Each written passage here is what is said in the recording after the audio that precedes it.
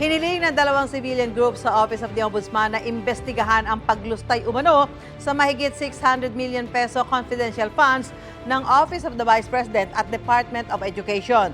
Dati pang iginiit ni Vice President Sara Duterte na walang mali sa paggamit sa confidential funds sa mga opisinang hawak niya. May unang balita si Salima Refran.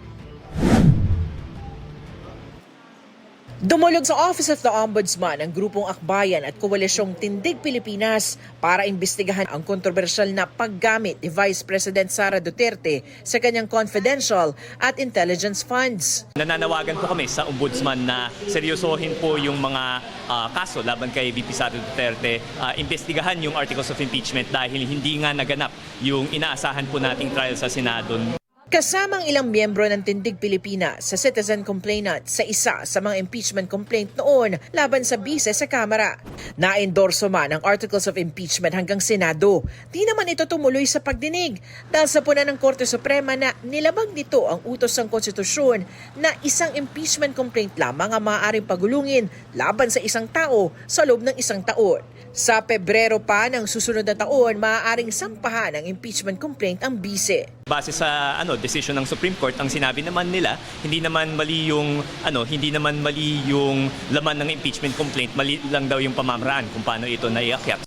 Ayon kay Ombudsman Jesus Crispin Remulla, pwede nilang magamit bilang basehan ang nilalaman ng impeachment complaint. We can use that information. It's a guide for us to evaluate issues properly. Babalitaan namin kayo kung ano naging aksyon ng aking opisina. Tungkol dito, malamang naman yan, fact-finding yan . Hunyo nang irekomenda ng House Committee on Good Government and Public Accountability sa Office of the Ombudsman na sampahan din ng reklamong kriminal, sibil at administratibo ang bise. Base sa investigasyon ng komite, mahigit kalahating bilyong piso o 612 million pesos sa confidential funds ang na-disburse sa pamumuno ni Duterte sa Office of the Vice President at Department of Education. Binubusisi na yan ng Office of the Ombudsman. Ang impeachable officer pwedeng maharap sa kaso, kaya lang, wala sa poder, wala sa kapangyarihan ng ombudsman na alisin sila sa opisina. Impeachable officer yan . Kaya impeachment pa rin ang proseso kung nais natin silang mawala sa opisina. Patuloy na kinukuha ng GMA Integrated News ang panig ni Vice President Sara Duterte.